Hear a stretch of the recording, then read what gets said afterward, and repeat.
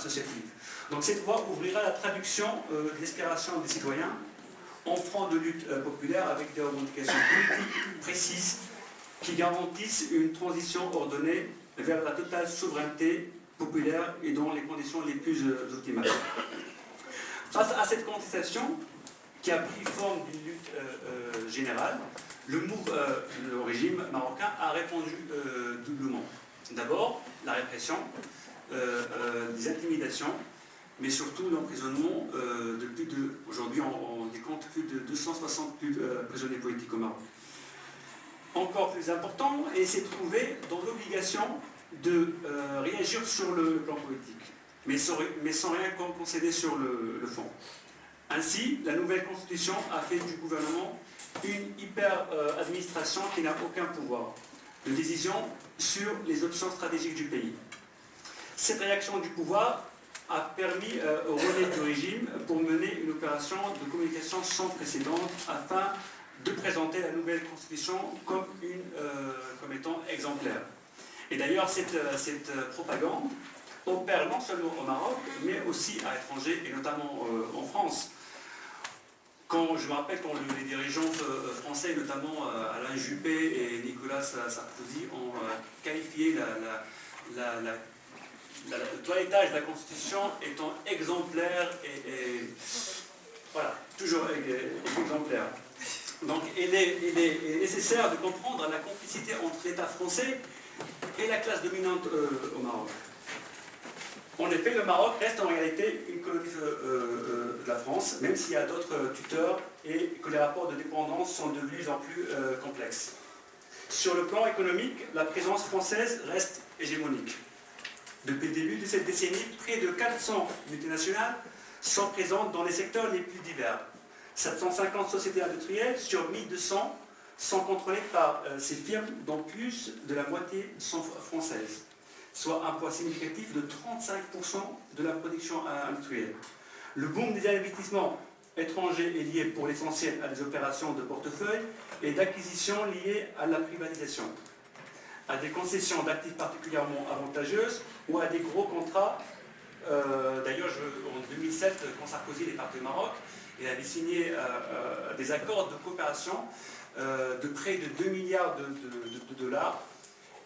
Et un accord a été conclu en 2010 pour réaliser le projet du TGV. Ce qui a soulevé l'indignation de la population, puisqu'il faudrait quand même le rappeler.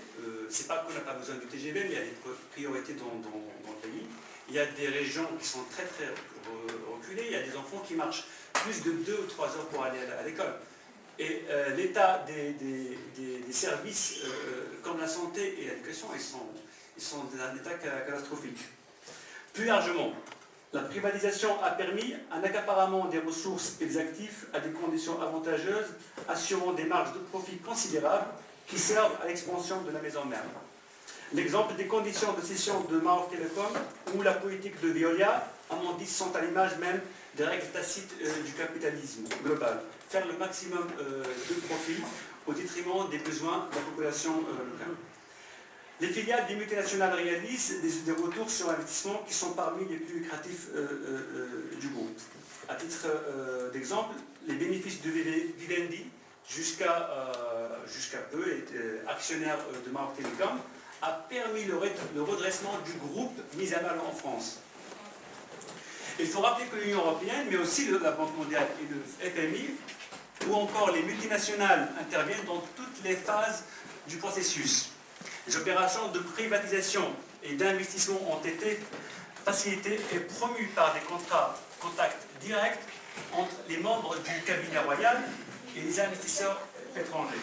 Le processus de privatisation a permis l'émergence de monopoles privés liés directement ou indirectement à la famille royale, notamment le holding ONA et SNI, Société nationale d'investissement, qui sont la colonne vertébrale de ce processus, qui représentait en 2000, attention, près de 20% du PIB marocain et 60% de la capitalisation boursière, ce qui est imaginable. Et au-delà des aides financières et des investissements directs étrangers, les accords de libre-échange avec l'Union européenne ont influé sur la dynamique d'accumulation du capital local en général et du capital royal en particulier, notamment en ouvrant des nouveaux marchés taillés sur mesure, comme l'exemple par exemple du TGV, de Genève, ou bien en ficelant des accords d'exportation taillés là aussi sur mesure, au bénéfice de l'agro-business européen, mais aussi des domaines royaux. Autrement dit, la dépendance et l'insertion dans la mondialisation capitaliste profitent autant aux multinationales qu'aux classes dominantes locales. Au-delà des aspects économiques, il y a d'autres formes de dépendance et de collaboration au détriment de notre peuple, et ceux de la région d'ailleurs, c'est pas que notre peuple. Ainsi,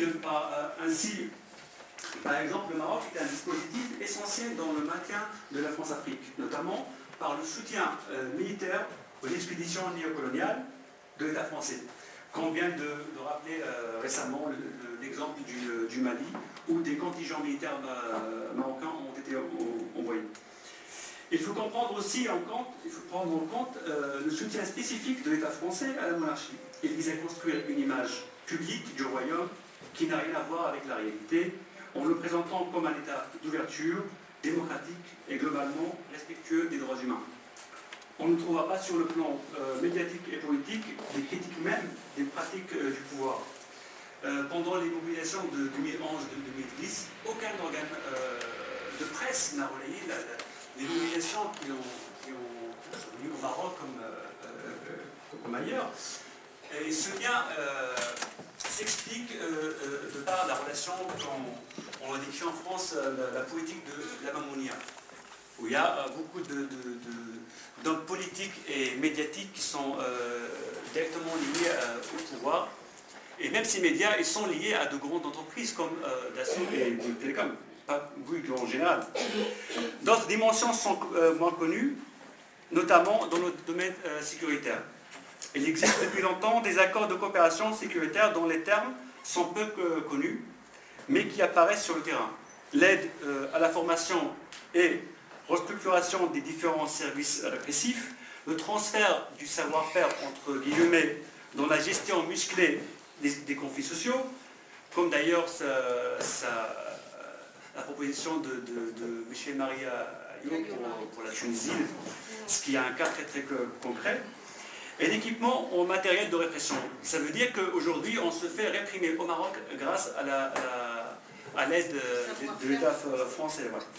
Et pour conclure, cette réalité pèse dans la construction d'un rapport de force général.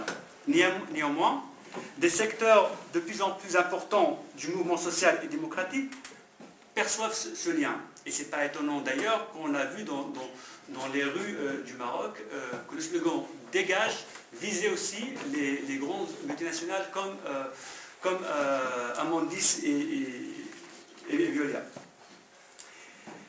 Et donc, la lutte pour la dignité, la liberté et pour une réelle justice sociale et pour une démocratie se confond avec la lutte pour une nouvelle indépendance, le droit des peuples à s'autodéterminer à tous les niveaux. Et c'est dans ce cadre que notre combat se situe. Aujourd'hui, nous sommes conscients que la lutte ne se mène pas seulement au niveau national, mais aussi au niveau maghrébin, africain et international. Et nous avons beaucoup de champs sur lesquels nous pouvons travailler. Notamment les accords sécuritaires et anti-migratoires entre le Nord et le Sud, entre guillemets, et pour faire cesser que nos pays jouent le rôle du gendarme de l'Europe. Ensuite, il y a la question de l'endettement dans nos pays, où il y a vraiment beaucoup de choses à faire sur ce champ. Il y a aussi les essais nucléaires, par exemple en Algérie pendant les années 60, qui ont touché toute la région du Maghreb, mais aussi la région subsaharienne. Il y a aussi les enchômagés, ou les diplômés chômeurs. D'ailleurs, il y a déjà un travail qui se fait à ce niveau, mais qui doit continuer et qui doit se renforcer. Et enfin, on a ce devoir d'arrêter cette domination coloniale sur le plan économique, mais aussi de l'intervention militaire, comme par exemple ce qui s'est passé ce qui se passe toujours au Mali et au Centrafrique. Et l'objectif, c'est de mener ces combats et de converger vers un Maghreb indépendant et progressiste, une Afrique et un monde sans exploitation. Merci.